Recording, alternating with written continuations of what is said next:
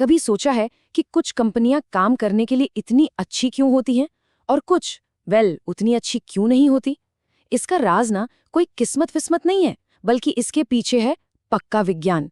और आज हम इसी विज्ञान की गहराई में उतरने वाले हैं। तो सवाल यही है कि एक बेहतरीन वर्कप्लेस के पीछे आखिर कौन सा साइंस काम करता है। मतलब कैसे कुछ ऑर्गेनाइजेशंस अपने लोगों से बेस्ट काम करवा लेती हैं, उन्हें खुश भी रखती हैं और साथ ही प्रॉफिट भी कमाती हैं। इसका जवाब साइकोलॉजी की एक बहुत ही कमाल की ब्रांच में छिपा है, इंडस्ट्रियल ऑर्गेनाइजेशनल साइकोलॉजी, या शॉर्ट में कहें तो IO साइकोलॉजी।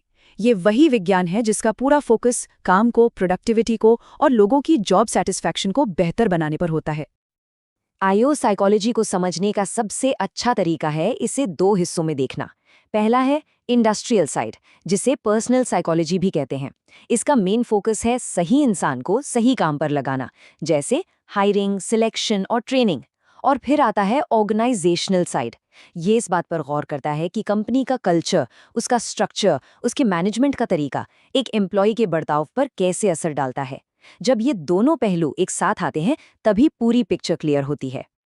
चलिए अब इसे एक ऐसी चीज पर लागू करके देखते हैं जो हर कंपनी के लिए बहुत ज्यादा मायने रखती है, लीडरशिप।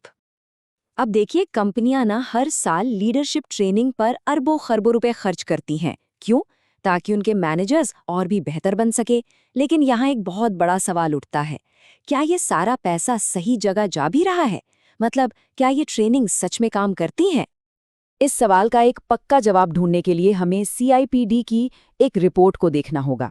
उन्होंने centre for evidence based management के साथ मिलकर एक बहुत ही सख्त तरीका अपनाया, जिसे कहते हैं रैपिड एविडेंस असेसमेंट। ये किसी भी आम रिसर्च रिव्यू से कहीं ज्यादा भरोसेमंद होता है। इस प्रोसेस को ना आप ऐसे समझ सकते हैं जैसे कोई सोने की खान में सोना छान रहा हो। जरा सोचिए, हजारों स्टडीज के ढेर में से सिर्फ वो सुनहरे कण ढूंढ कर निकालने हैं जो सबसे ठोस, सबसे भरोसेमंद सबूत हों। तो ये खोज हुई कैसे? रिसर्चर्स ने लगभग 1500 आर्टिकल्स के एक बहुत बड़े समंदर से शुरुआत की। फिर उन्होंने अपने कड़े पैमानों पर इन्हें परखा और इस लिस्ट को छोटा करके 215 जरूरी स्टडीज तक ले आए। और आखिर में जब क्वालिटी की हर कसौटी पर परखा गया तो 2022 की इस समीक्षा में जानते हैं कितने अध्ययन बचे? सिर्फ 12। हाँ, बस 12।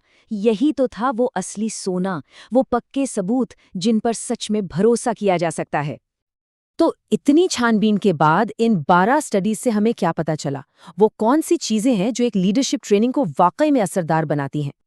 तो इस पूरे कड़े एनालिसिस का सबसे बड़ा नतीजा क्या निकला?